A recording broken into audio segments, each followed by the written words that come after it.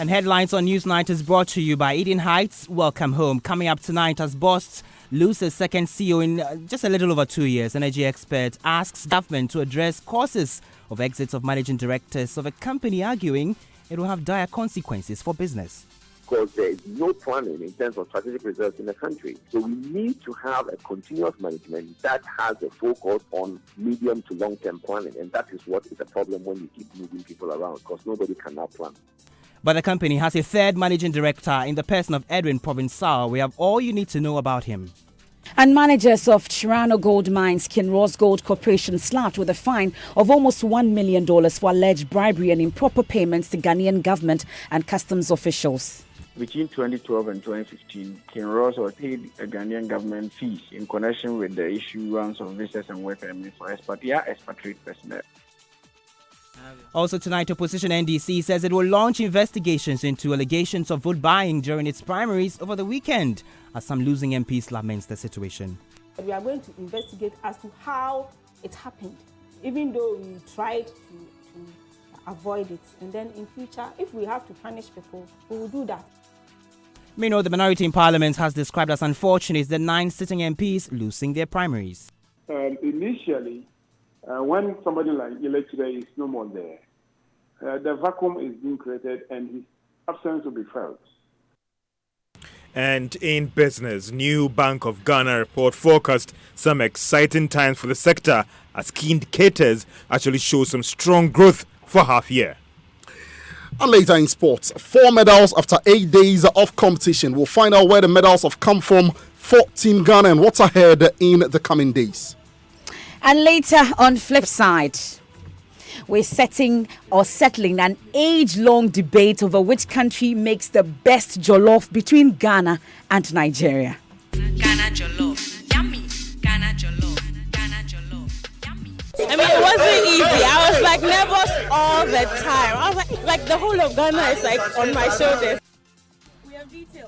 We have details of how a 24-year-old chef secured Ghana's bragging rights against Nigeria in the Onga Jollof battle to put this to rest. We have all that later on flip side. Also, more. Do send us your thoughts and comments via WhatsApp and Telegram. It's 0244 340 437. I am MF Apo. And I am Komladum. Thank you very much for joining us.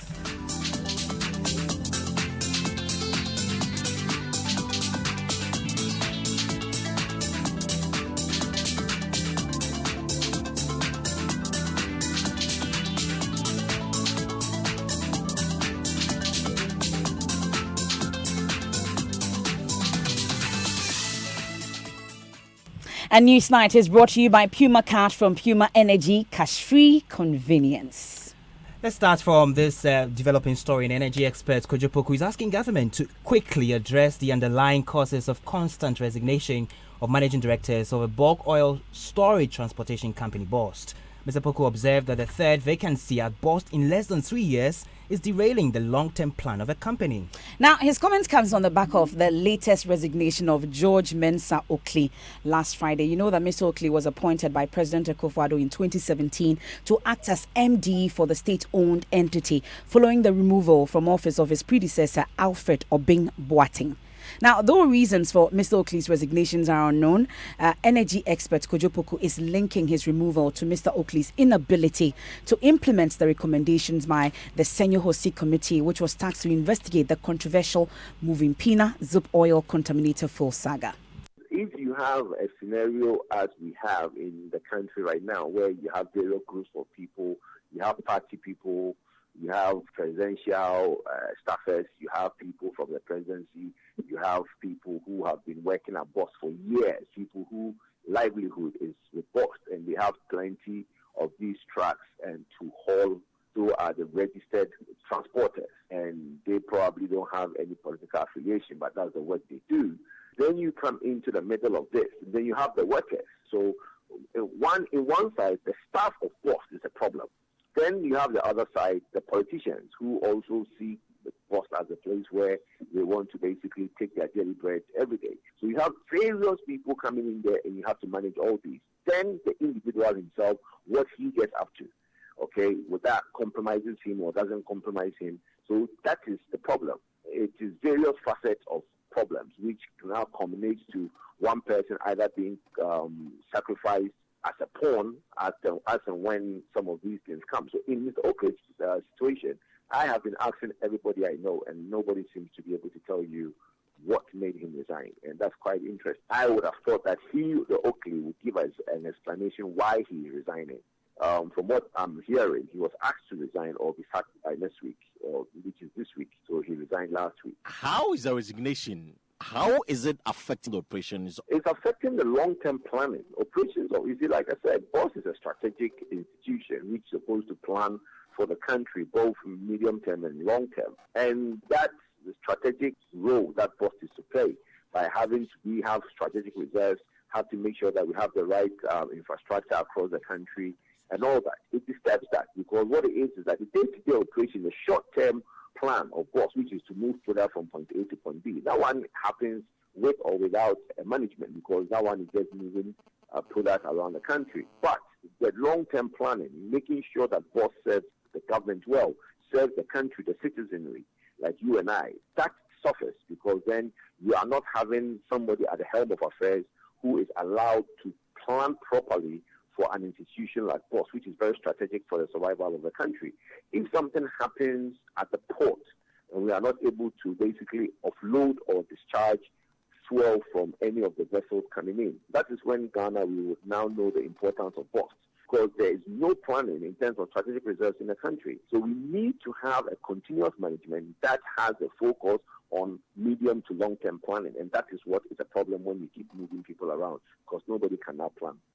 Kojo Poku there is an energy expert. And Komla, in the last few hours, we know that BOSS has the third CEO in less than 3 years. Mm-hmm. And you tell us a bit more about that. Yes, absolutely. So this is contained in a letter from the Energy Ministry written to the board of BOSS, dated 26th August 2019. And it says nomination of Mr. Adrian Provençal for appointment as managing director of BOSS. I'm going to read verbatim, details of this letter, and it says the President of the Republic, His Excellency Nana Addo Dankwa Akufo-Addo, has nominated Mr. Edwin Provençal, technical advisor to the Minister of Energy, to be considered for your board, by your board for appointment as the managing director of BOSS, as you seek to replace Mr. George Oakley upon his resignation from office. It goes ahead to say you are, by this letter, requested to take due note and assess the sustainability of Mr. Provençal for appointment accordingly.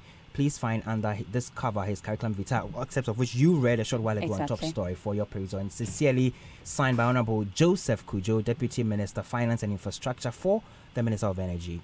And that's a copy of the letter that Joy News got a hold of. But you know that COPEC, Executive Secretary of COPEC, Duncan Amoah, has his eyes and ears at BOSS, and he's been following all development in that institution. And he joins us on the line. We're grateful for your time here on Newsnight, Mr. Duncan Amoah. So what's your own reading of what's actually happening at BOSS? In less than 3 years, we have the third CEO in the person of Edwin Provençal. What is actually happening? You have your ears and eyes there.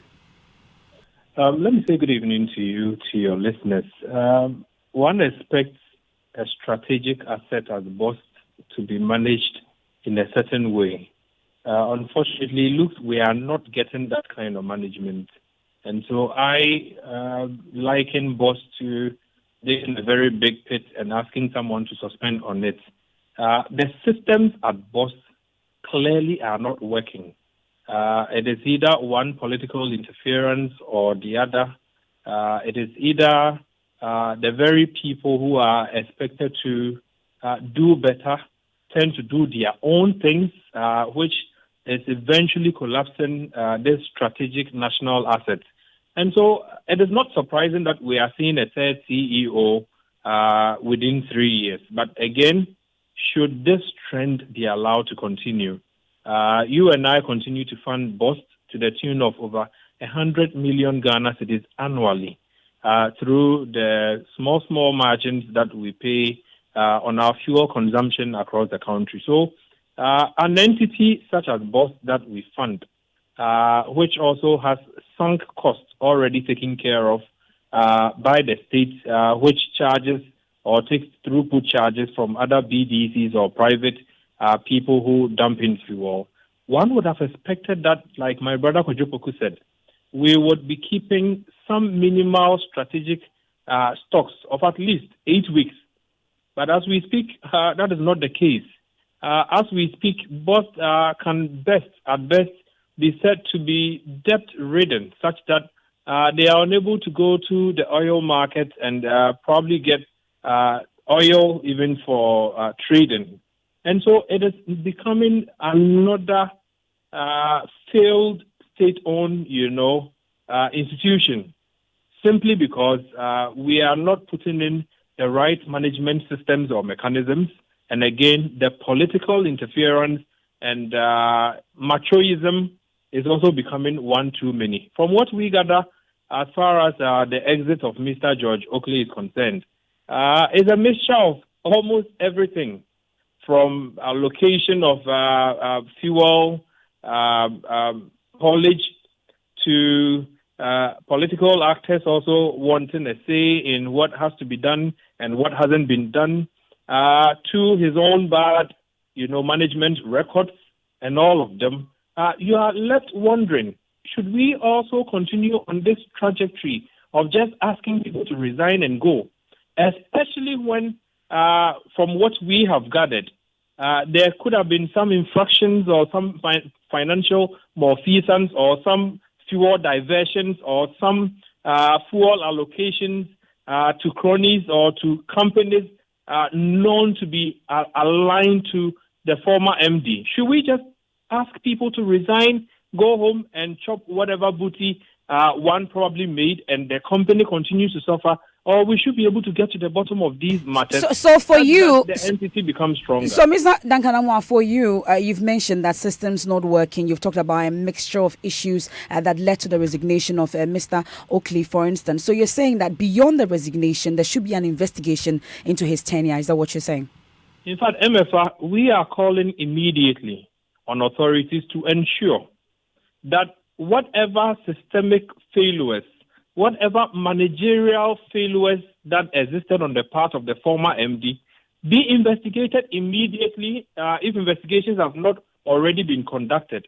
If they have been conducted, as we've also been told, there's an intelligence report on the former MD that was quite damning, for which people from the big house had asked him to go back to the ministry where he was handpicked from, or he gets fired and he chose to resign. If there's really that intelligence report that indicts Mr. George Oakley Mensah, I do not think that Ghanaians would be happy to just watch that he is allowed to go home, enjoy whatever he has amassed for himself through dubious, fictitious practices. And then so that remains an allegation that we cannot independently verify. But you were part of that team of investigators, or the committee that investigated Mr. Alfred Obeng, for instance. We never heard anything. What do you know? What came up? In fact, that report, the committee that did the investigation on the contaminated fuel, the report has been submitted duly. Copies that I'm even quite certain that your network has a copy of. We were quite categorical and clear, things that ought to be done. We are quite mindful of the fact that he took steps to do some of them. As to the extent of his implementation or execution of those recommendations we made, I cannot say here and now. What I know for a fact, again, is that there is a supposed intelligence report on the former MD, the now former MD. We are asking for accountability. We are asking for probity. We are asking that if indeed systems were truncated, things were bypassed in a certain way as to benefit the former MD in any way, it should not just be, the games as usual. Go home, we bring another person, then whatever he also comes to loot, he also goes home, we bring another person. 3 MDs within 2.5 years.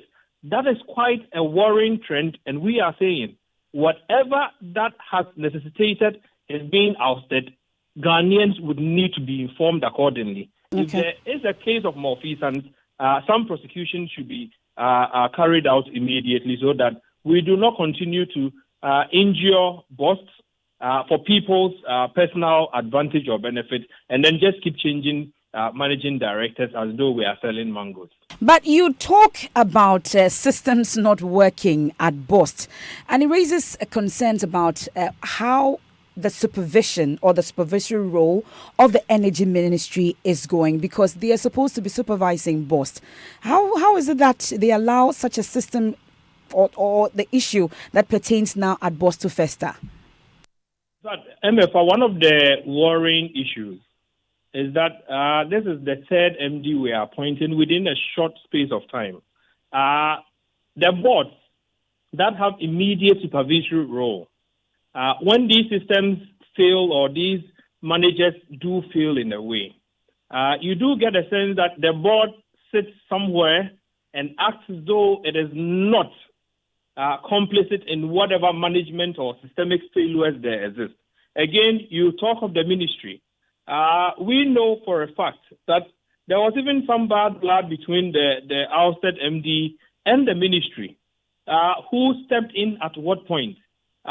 Who spoke to who tried to build bridges so that whatever supervisory role that the ministry has to play as far as BOST being an agency under it was carefully executed. I do not think that the Ministry of Energy, per our checks, had any direct, supervisory role to play as far as the former or the now ousted MD was concerned. So it was like each man for himself. We're all appointed by the president. So you do what you want at the ministry. I will do what I like at BOST, which is an agency under the ministry. That is worrying. And I am insisting that until we get to the bottom of some of these issues, appointing a new MD today would be akin to just digging a big hole and asking someone to suspend above it, knowing very well that he would also fall in, because the systems as we have set them out today are only set out for people either to be corrupted or to corrupt themselves,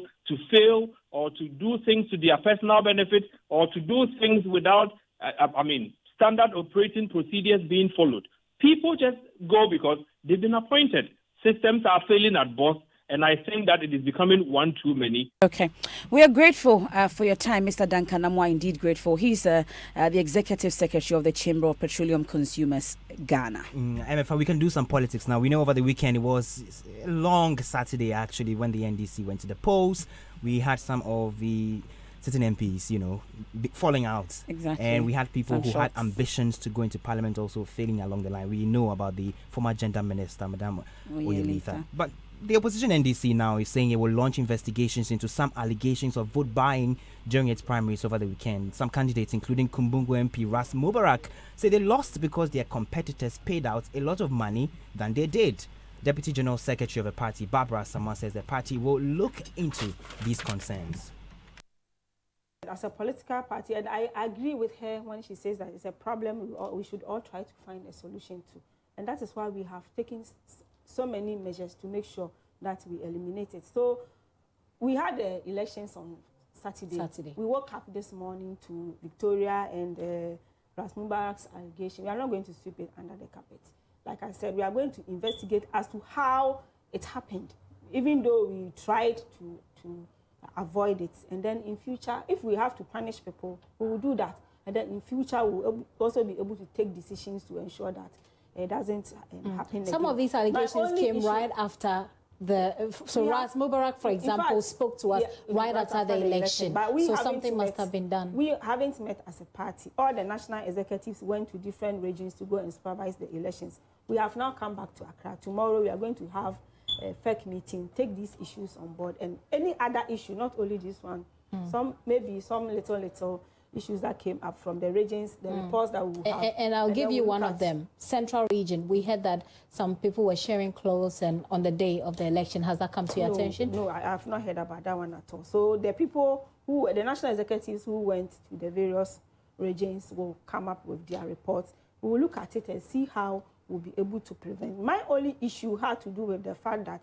we shouldn't interpret every act to mean vote buying, because it is not everything that you do. For example, when I was contesting as a Deputy General Secretary, I had to travel across the length and breadth of the country to solicit for votes. And I had to buy fuel. I went with people. You heard Barbara Samoa, like she said, she's the Deputy General Secretary of the NDC. Meanwhile, the Deputy Minority Leader, James Kluti-Aveji, has described as unfortunate 9 sitting MPs losing their primaries over the weekend. This adds on to a list of about 9 other MPs who have also decided not to seek re-election. Mr. Aveji is worried the situation could negatively impact work in the House in the short term. He's, however, confident in the long term, new ones will be able to fill the shoes and ensure smooth work. Every new parliament, we have new people, and they have to take time to learn. But where we have existing members of parliament who have institutional memory, who have the experience, it makes the work actually more smooth in terms of legislation. Because when it comes to consideration stage, you see very few people who are experienced, who have interest to do that job. So, for instance, Honorable Lecturer is one of the best brains in terms of legislation. And we all look up to him when it comes to framing, coming with a rendition on to come out clearly of what the intention of the law. But we are going to lose him in the 8th Parliament. That is a blow to us. You see? So it's good that we maintain the old ones who have the experience. But fortunately, it's a democracy. New ones also have to join. So it's going to be a mix of both pleasant and unpleasant situations. Initially, when somebody like Ile today is no more there, the vacuum is being created and his absence will be felt. But I said that new ones are also joining who are also taking over from him. So, yes, there will be some kind of negative effects initially, but as time goes on, maybe within a year or two, we'll be able to catch up, and that will not affect the work of Parliament. So you had the Deputy Minority Leader, James Kluti-Aveji. Let's speak now to Dr. Evan Sagredako. He is the Chief Director at the Ministry of Parliamentary Affairs and also a political scientist. Thank you very much, Doc, for your time. Been a while hearing from you, though. Thank you very much. As a Chief Director, you should be seen and not heard. So, I'm adjusting to my new role. When you go to Rome, you do what Romans do. Yes. Grateful you could join us tonight here on News Night. Now, we know that 9 MPs, citizen MPs, are not contesting next elections. We also know that 9 of them were casualties during the primaries over the weekend. Looking at the wealth of experience of these 9 plus 9, 18 individuals, how would that affect the work of Parliament? Thank you very much, and good evening to your listeners. You know that institutions are normally strengthened through different processes, the laws, the structures, the procedures, among others. And we are also looking at the individuals. And that is why human resource, practitioners will tell you that the quality of the human capital is significant for the development of any society or this organization for that matter. What we have witnessed over the years, especially under the Fourth Republic, is the high attrition rate that we've been talking about. Parliament loses more than 50% every election year. On the average, we have our attrition rate in Ghana is about 56%. And if you go to US, for instance, if you put the Senate and the House of Representatives together, you realize that they have a 90% retention, close to 90% retention rate. What it means is that their attrition rate is just a little around, something around 10%. Of course, Nigeria has 70% among others. We want to compete with the best. So we think that our rate is still very high, and it actually deprived the institution the needed institutional memory, the capacity building, etc. We know on authority that Parliament is a heavily procedural institution. And so when you lose some critical actors every election year, Parliament suffers some temporary dislocation. And so you need some,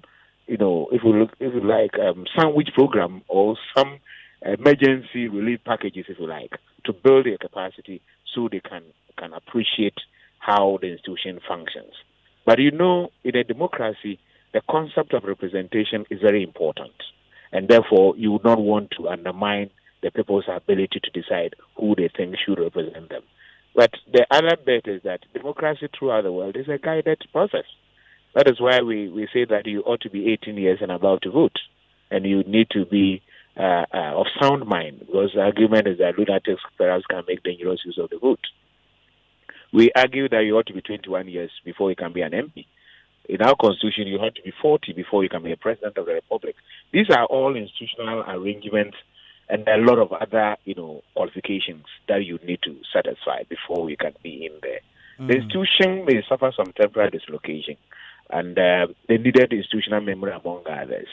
But you would expect that in line or consistent with democratic practice, the new entrants will also be humble enough and learn quickly, and then be able to make their experiences and other experiences, exposure, and education that they have derived, put them at the disposal of the institution.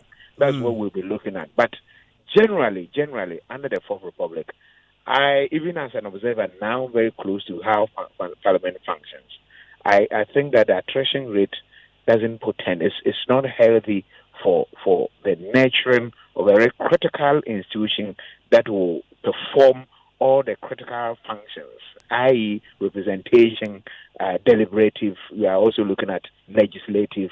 The fact that you need Parliament is a congress of opinions largely, and therefore you need, and you can't just self-select yourself into maybe even catching the speaker's eye.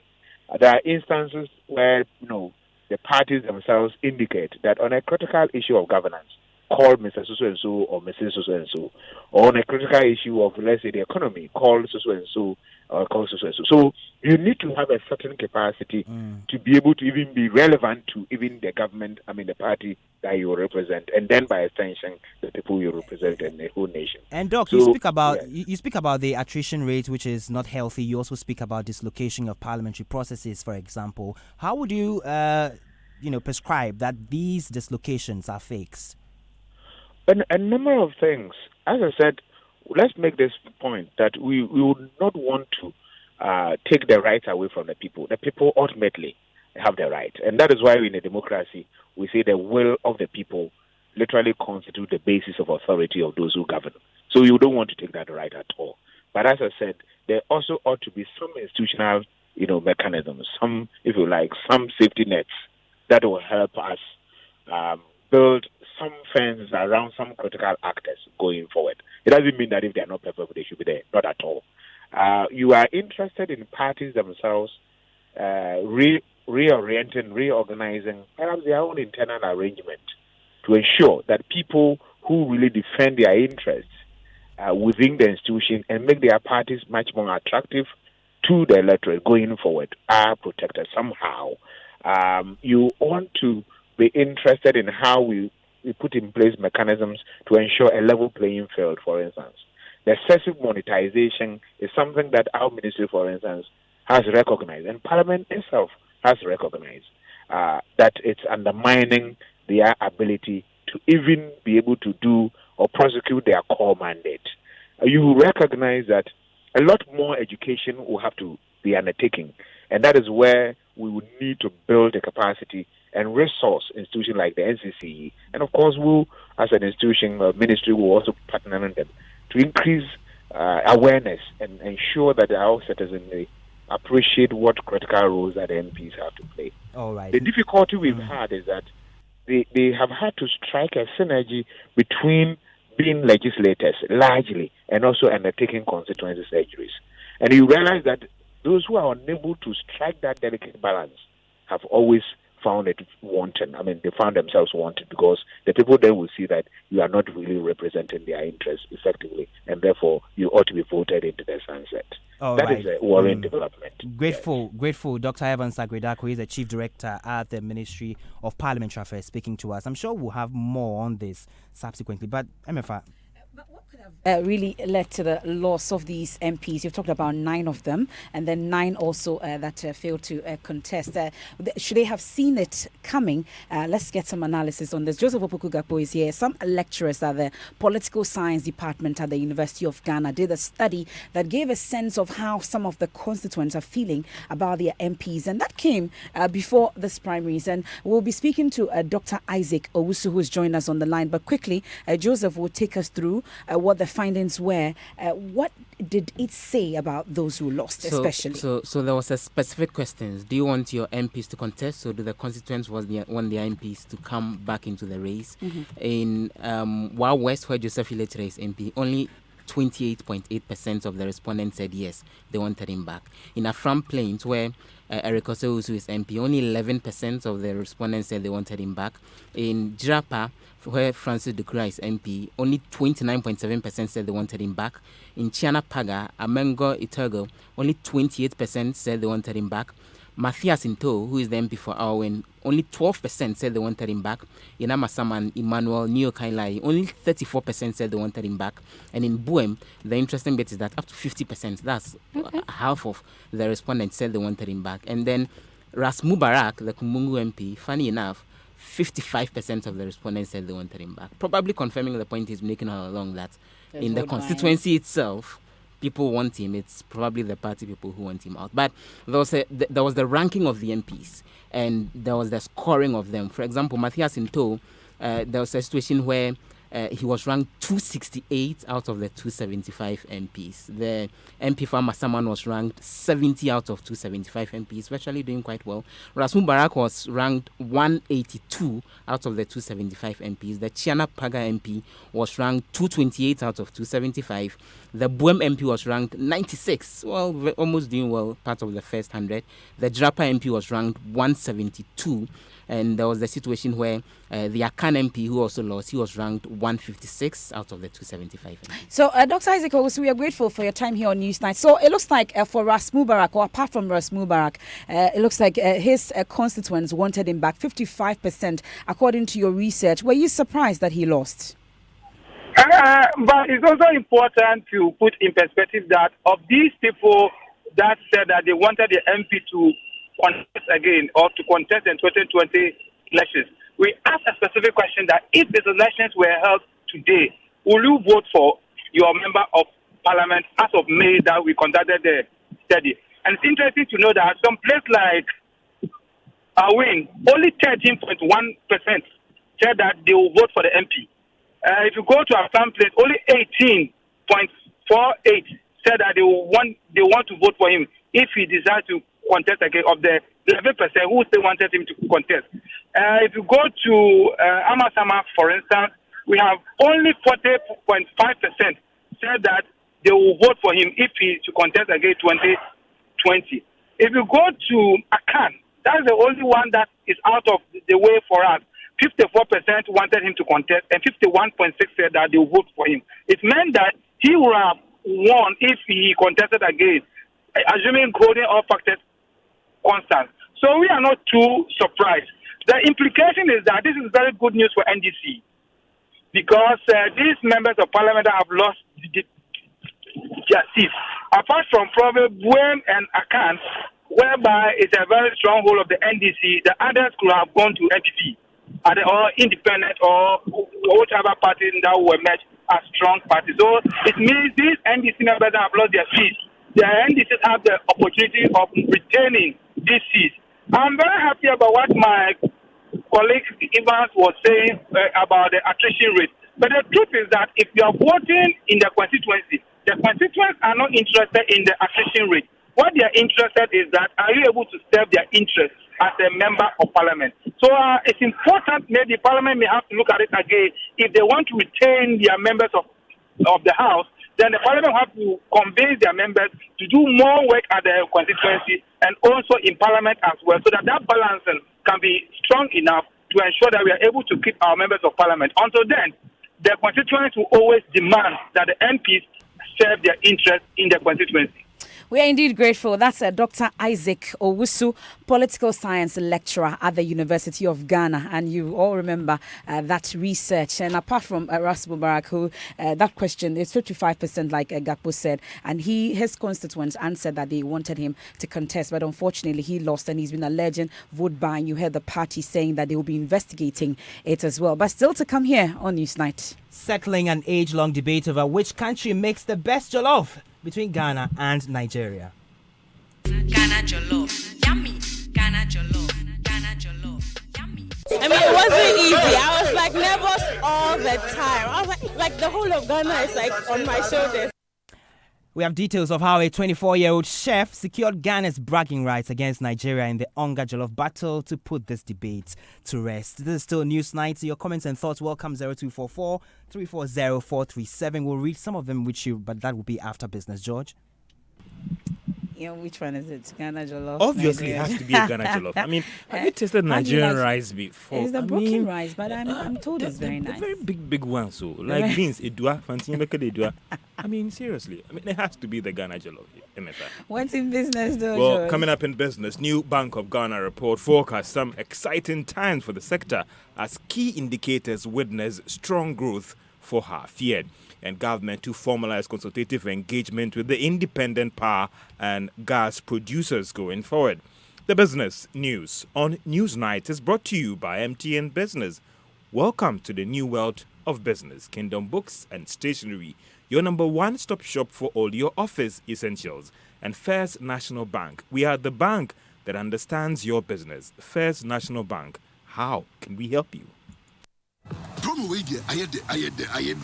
Some you see me mumu. If you say MTN, Echimachedia no, Edia two turbo. Brand new Samsung 65-inch UHD Smart TV. Na brand new 2019 Hyundai. And I feel 3,000 Ghana there. You should say mono. MTN mumu. Still, Misaka, the journey of 1,000 smiles. Yashasya 10 years ago. And to celebrate this milestone, MTN give you away exciting prizes in the MTN Momo Attend promo. Yeah, you use Momo no. You could win one of the 2019 Hyundai i10 cars. Yes, some of Samsung Smart TVs probably. And they up to 3,000 CDs e-cash every month. And a grand prize, 2019 Hyundai Santa Fe in the MTN Momo Attend promo. And to sign it on and then keep using your MTN Momo. Now when it big, if it's August, only on Ghana's best network. Dial *120#. Now check your points. Terms and conditions apply. Just Momo it. We're there for you everywhere you go.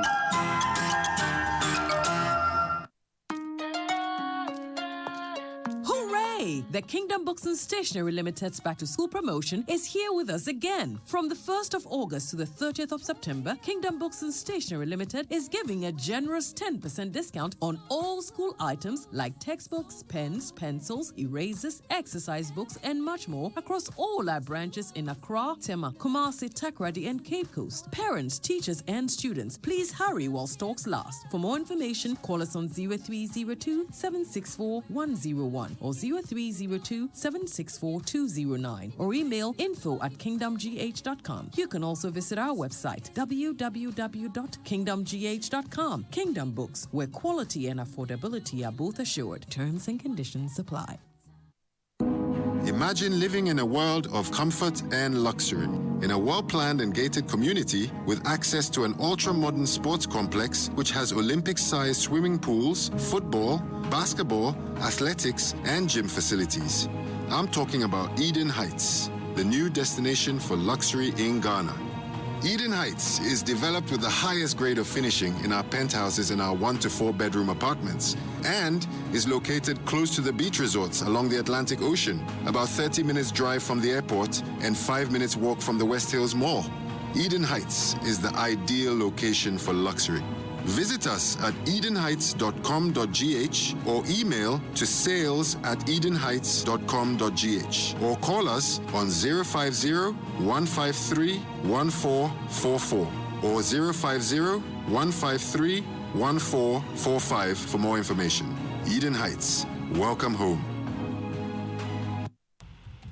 You're welcome back to Business on Newsnight. Now, a new Bank of Ghana report is projecting some exciting times for the banking sector in the coming months. Now, this was captured in the latest banking sector report released by the Central Bank. There is more in this Business Desk report. The Bank of Ghana is basing its projection on strong pickups in deposits, the capital base of the remaining 23 banks, assets as well as their capital position. The regulator in its report, which assesses the soundness of banks in the country, also maintained that growth of credit post the recapitalization continues to pick up alongside after-tax increase in profits. The capital of banks expressed against their risk also performed way above industry standards, pointing to increased resilience to the sector following the recapitalization. So how is the Bank of Ghana working to sustain strong growth? Well, the central bank says it plans to improve financial intermediation and programs aimed at reducing the industry's stock of bad debts and also intensify credit risk management practices on the part of the banks. However, despite the strong growth of all indicators, some businesses still continue to complain about the difficulties in securing loans and even deposits as well as investments. And that was a business desk report. Let's still stay on the sector because the Bank of Ghana today received funds from investors that bought into its historic 20-year bond that is issued by government. The paper was heavily undersubscribed. Government was hoping to raise some 450 million Ghana cedis, but just got 162 million Ghana cedis. It's not clear for now how this could impact on government's debt management for the third quarter of this year. Now, this is because majority of the funds were going to be used to finance old bonds that would mature this quarter.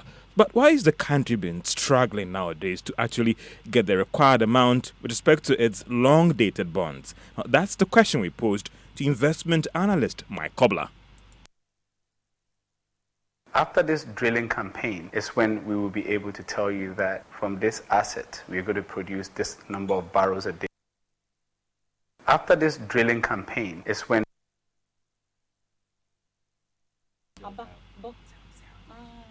We're sorry you're unable to bring you that sound. Let's move on to other stories. And government says it will soon formalize the consultative engagement with independent power and gas producers.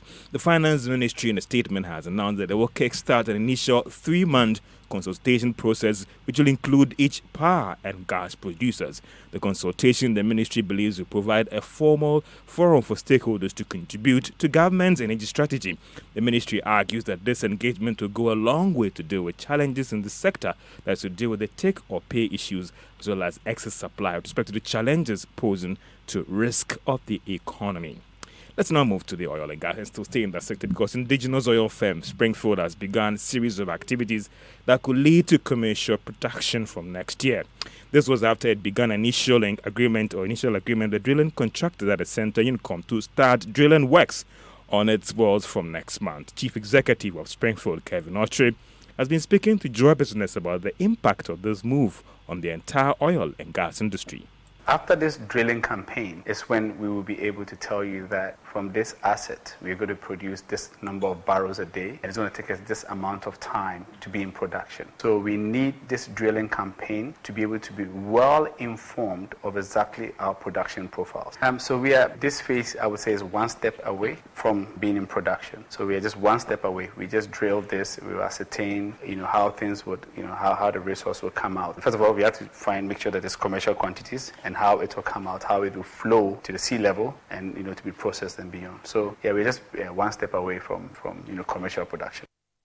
Kevin Autry is the Chief Executive of Springfield Exploration and Production Firm. Now, the 2019 edition of the Springboard Teenpreneurship Program has kicked off this time round, mainly aimed at unearthing skills of teenagers in the space of science and technology. Now, the Personal and Care Development Initiative of Springboard Root Foundation is under the leadership of Albert and Confotokran to see young students develop the necessary skills to become better personalities and agents for positive change. Charles Aite was there and has more.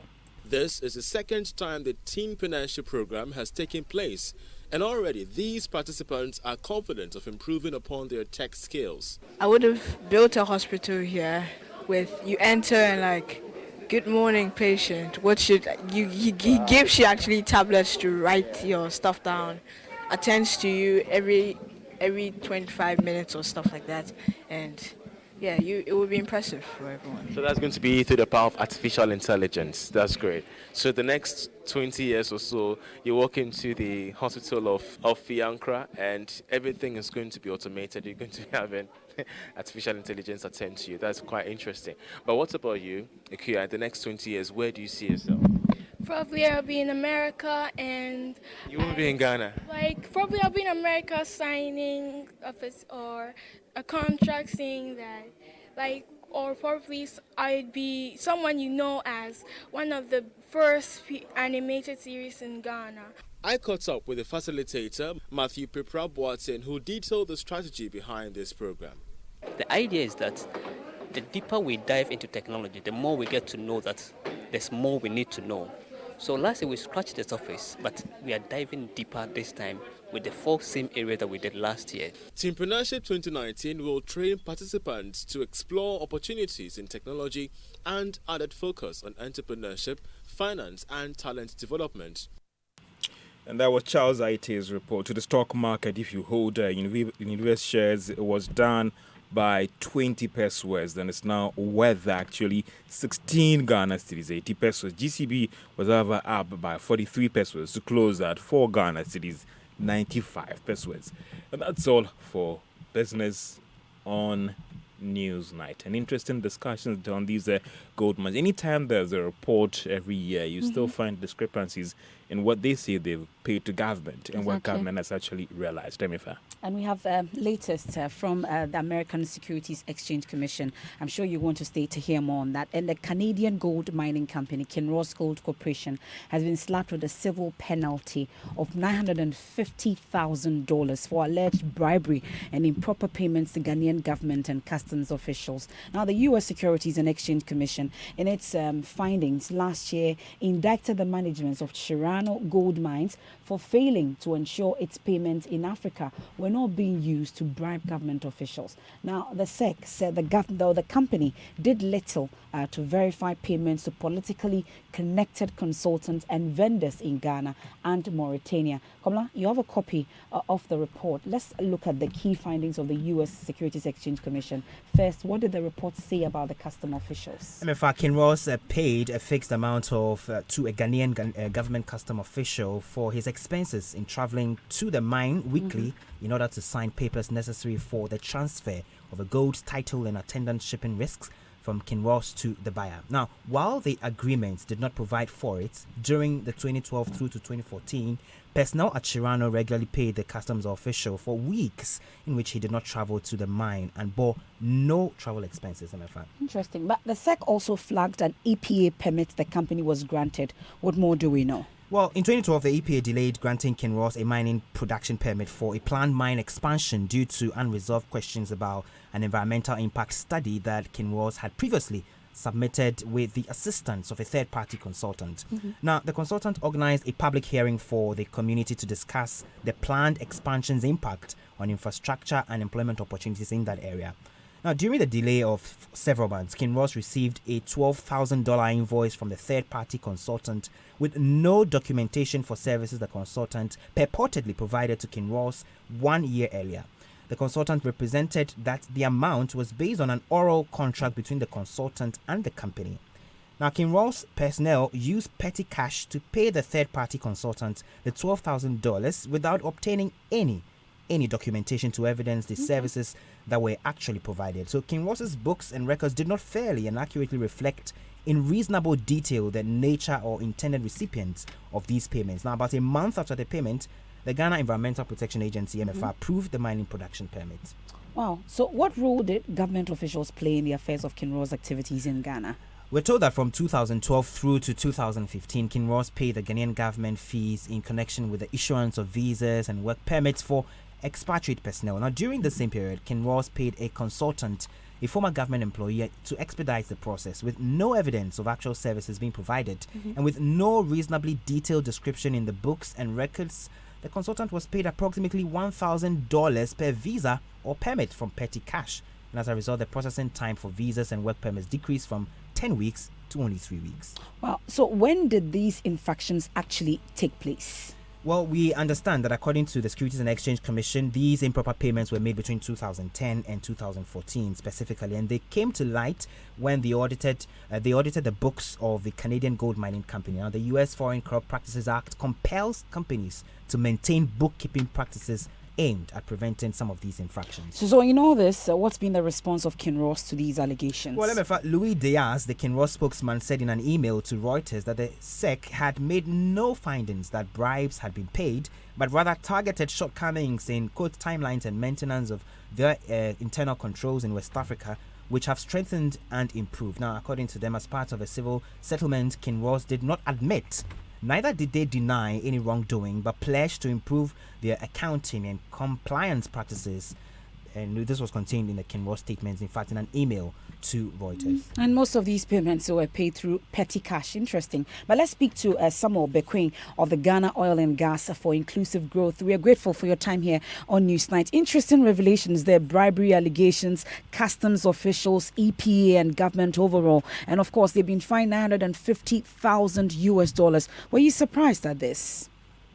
Well, Amefa, good evening and good evening to your customers. I just want to make a quick correction. I'm a member of the Civil Society Platform on Oil and Gas, which is a report that, talked about the corruption risk in our extractive sector.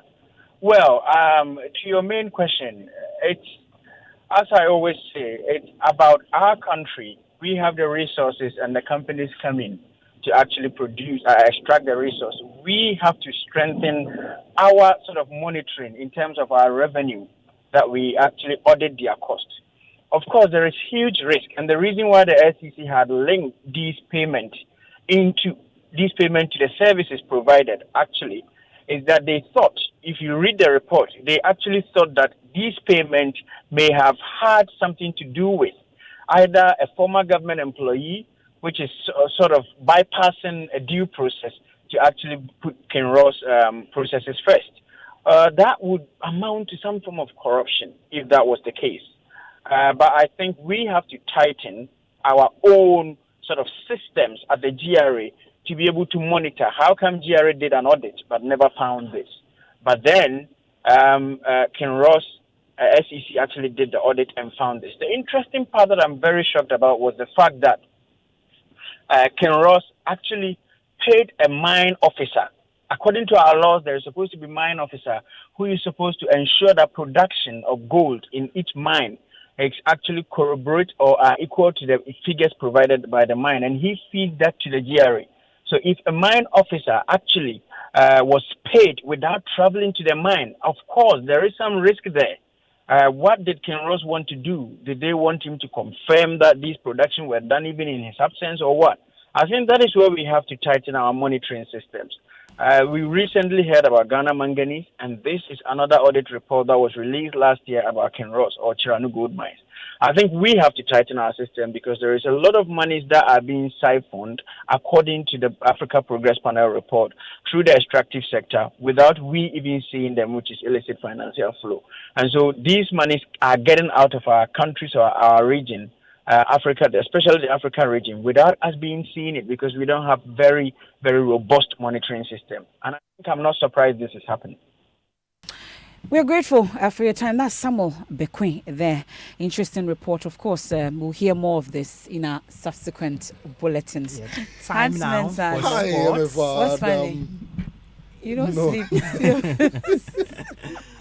What's in sports? Now, Team Ghana is turning around its fortunes at the Africa Games after 8 days of competition. Ghana has so far won 4 medals, with 17-year-old West Africa Senior High School graduate Winifred Ntumi winning 3 bronze medals in weightlifting. Ntumi picked the bronze medal in both clean and jerk and snatch, as well as the overall bronze medalist in the women's 45-kilogram division with a total score of 126. The other medal, a bronze in the men's weightlifting 61 kg, was won by David Akoy. In athletics, Sean Safwentry, Amor Joseph Paul, and Azamati Benjamin Kweku have all made it from their respective heats in the men's 100 meters. In boxing, Samet Chaku has made it to the semi-final of the men's light heavyweight after defeating Kaung Mbachi of Zambia 3-2. So it's looking good for Team Ghana. We should expect a few more medals in the coming days. That's your sports. Thank you. And I know you love Wache. Do you love Jollof as much? Wache over Jollof. Wache over Jollof. Wache over Jollof. But if it has to be Jollof, Ghana or Nigeria Jollof? Oh, Charlie. It's a foregone conclusion. Come on. Come on. Come on, what? You haven't said anything. It's a no-brainer. I mean, I won't even buy Jollof close to the Ghana. Is there a Ghana Nigerian border? No. Anyway, what's the closest point from Ghana to Nigeria? Maybe the embassy, I should say. Maybe the Nigerian. If you saw Wache in front of the Nigerian embassy, I would be bad. Around the Roman Nigeria. No, I won't. You won't. Nothing like that. What is Nigerian Jollof, by the way? I hear they don't even have rice in Nigeria. So how do they cook Jollof? Masa, it's okay. Bye-bye. What's with Nigerian But do you know how to prepare Jollof, by the way? Of course. How do you prepare Jollof? Oh, you prepare the stew first. Mm-hmm. You know, and then you You pour water on the stew. No, you don't. You put the rice in the stew, and then you add some small water and stir. And, add Okay, the so other, he's married to an Ola girl, ingredients. so I'm not surprised that he knows. But I knew how to prepare. cook my jollof Master, before you met the Ola girl came. Well, MFA, this debate about who makes the best jollof will simply not go away. I mean, I haven't tasted Nigerian jollof before, but I can have Ghanaian jollof all day. I think I've had the best Ghanaian jollof to last me a lifetime so far. Hey. Okay, but we got the bragging rights over the weekend, and it's settled. There was an Onga Jollof competition over the weekend, and 24-year-old Ghanaian chef made us proud, and it's official. Ghana Jollof over Niger Jollof. I think you have a this settles report? it. I think this settles the debate. It settles it. If Jollof no day, party no day. Jollof no day, party no day. Have you tried jollof rice? What do you think of jollof rice? Have you seen jollof rice? So what is this mythical jollof rice? Probably the most profound exhibition of a meal that's become a source of fierce rivalry, especially between Ghana and noisy neighbors Nigeria. Let me tell you a delicious story about how to make jollof. And CNN's animated news anchor Richard Quest would pose the question to Senegal's Information and Culture Minister Lai Mohammed. Which country makes the best jollof rice? I want to say probably Senegal. Senegal! I hear a shot across the country. Hello, someone turn up the volume. What did he say? Senegal. Senegal! No, I bet he did not hear the question. The minister heard my question as being, where did jollof rice originate? Where did it come from? Which is why he said Senegal, because between Ghana, Senegal and Nigeria, they take no prisoners when it comes to this delicatessen of the dining room.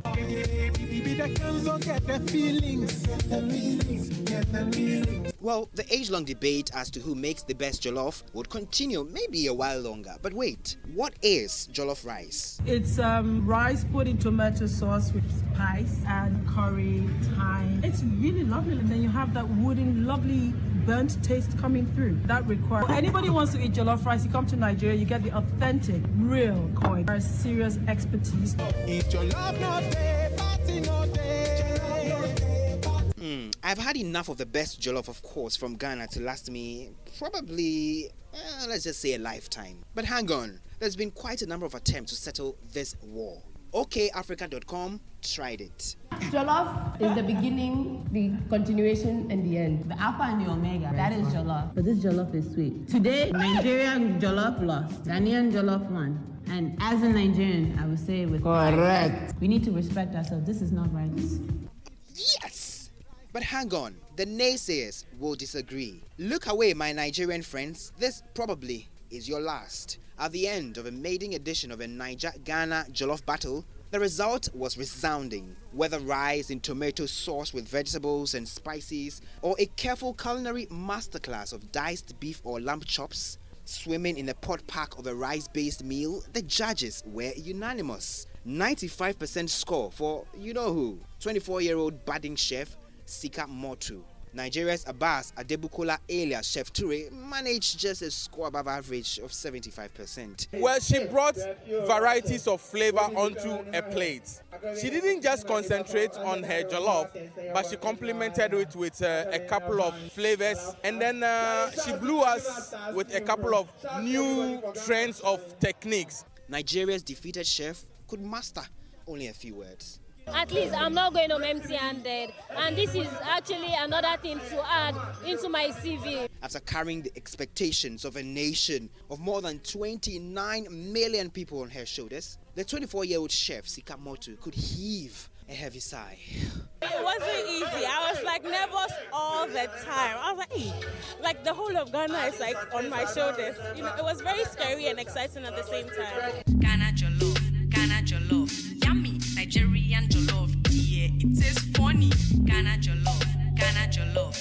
Hope this puts this debate to rest once and for all. I mean, I am particularly tired of attempts by our neighbors to claim bragging rights over something clearly not their forte. Ghana jollof, yummy. Ghana jollof. Ghana jollof. And I've heard people say that this competition was on Ghanaian turf. We will go to Nigeria and still me, win. I will represent Ghana. And I've heard people talk about, you may have eaten goat meat jollof, beef jollof, but if you have not eaten tolo, beef jollof, and tuna, you haven't eaten jollof yet. Oh, wow. But I with think a lot of pepper. I think that the one with the lamb is also great. Very a nice. colleague in the newsroom that's Please try the great, tolo beef one. great jollof. Tolo beef and tuna. Okay, And I'll- sometimes even money. You see. And that's it for tonight's edition of News 9. Nanan Sakwao is up next with That's My Opinion. And the topic for tonight, interesting, disambiguation. And the king himself is coming up. I am Emefapao. I am Komladum. Thank you very much for listening, and do listening or stay tuned into 99.7 FM radio for discerning listeners.